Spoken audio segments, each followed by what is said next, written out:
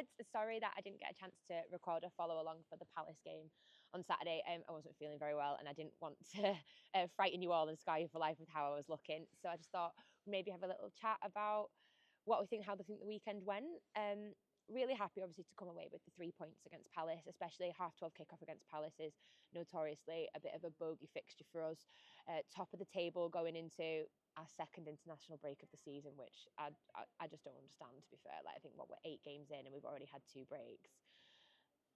Anyway, so yeah, I think it's really important that we finished this part of the season strong, especially with the fixtures that are coming up.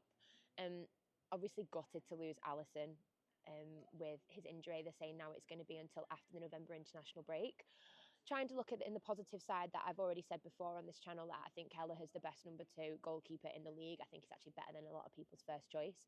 However, with the congestion of fixtures coming up, it would have been nice to be able to rotate them, especially for cup games. But alas, that's the way that things are. I think it's really important now just for the rest of the team to come together, make sure that keeping a clean sheet is our main priority. You know, I think we've only still conceded 2 goals in the league so far.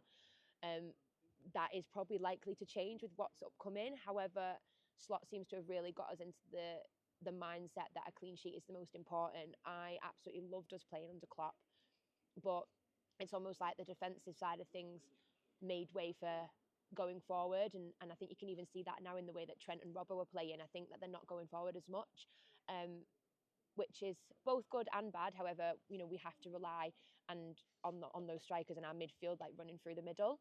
Next week we go again and we have Chelsea at 4:30 kickoff on Sunday the 20th. I'm really looking forward to it. I am a little bit nervous. I think this is going to be our biggest test so far this season. Obviously, I'm happy with most of our performances. I'm happy with individual players. I'm obviously happy with where we are in the table. Chelsea seem to have kind of got past this struggle of, you know, having to build an extra changing room to fit all of their players in that they've bought recently, and the kind of mismatched way of playing, and they've started to put some really fine results together. I think you can't ignore the fact that Cole Palmer had an unbelievable season last year and has just started off incredibly well now. I mean, 4 goals in the first half last week is absolutely insane. But I think if we can get past that defensively, Chelsea are still not up to scratch. And with our firepower, I don't know if they've necessarily come up against that yet either. So I think that'll be quite interesting, but we're going to have to try and keep Cole Palmer quiet. And then we obviously comes in quite quick succession. Then our fixture congestion is absolutely mental. Then obviously midweek, we will then go to Leipzig away. Obviously really interesting now that Klopp's taken on the role with Red Bull. I think a few people have actually been giving him a bit of a hard time, mainly over in Germany. I haven't really seen any Liverpool fans be too bothered by it.